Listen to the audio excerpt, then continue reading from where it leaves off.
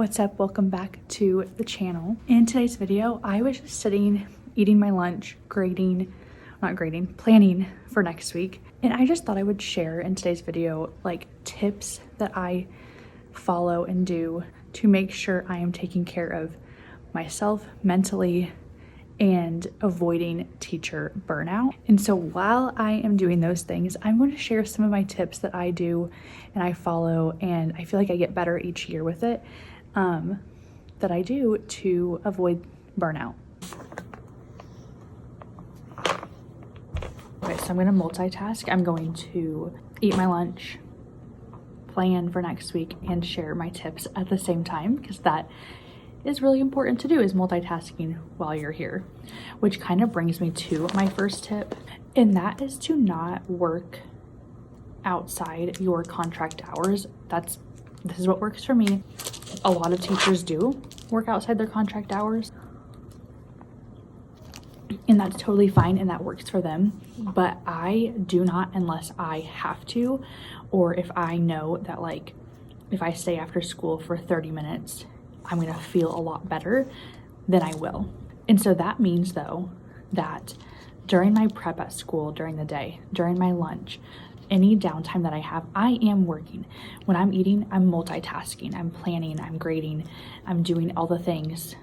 I'm multitasking. I'm never just sitting and socializing and talking and all of that. When I'm here, I'm working nonstop while I'm in my contract hours. Okay, the next tip that I have is to find a weekly schedule that works for you and that you can follow and you can stick to.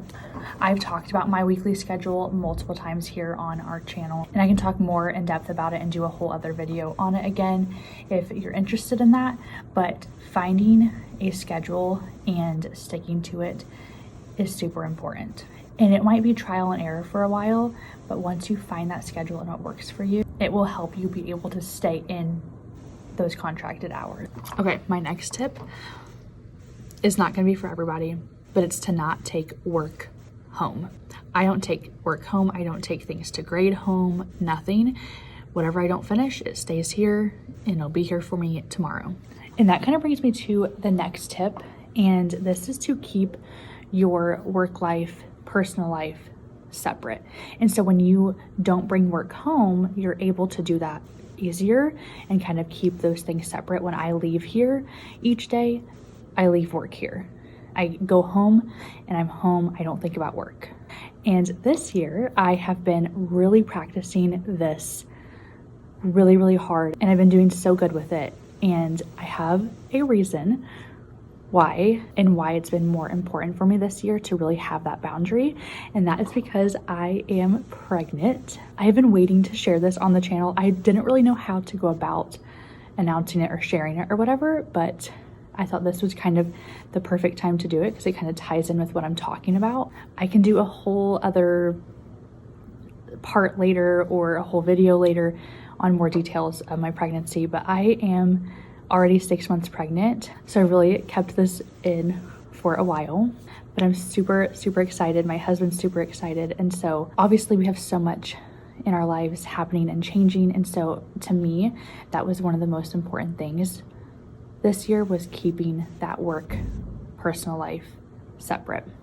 Okay, the next thing is to kind of go back into routines at home. So like before you even get to school, have a good solid night routine the night before and a morning routine. I would say my morning routine is solid. I do the same thing every day. This school year I've been really good about like eating, having coffee at home or making it at home instead of getting it out. Like I know every morning when I get up, I do the exact same things every single morning. And it really just is so refreshing and has such a good impact on my day and helps me really start my day off well. I never knew how much routines, morning, night routines would affect my day, and it really truly does. And so I really recommend really having a solid morning and night routine. I would say this next thing is something that a lot of teachers struggle with, and that is feeling like you have to say yes to everything.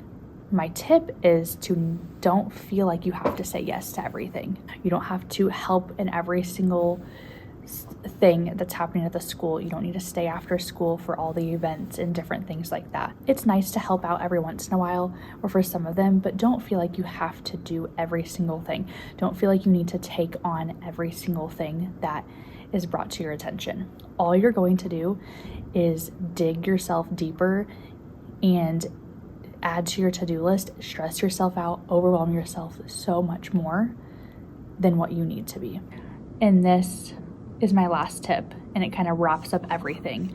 And it's to just focus on what you can control. Control your controllables. There are so many things that are out of our control in our day, and we let them get to us and stress us out. Don't let it. And I know it's easier said than done, but being able to just let go of things that are literally out of your control. You're stressing out about things that couldn't be changed by you anyway.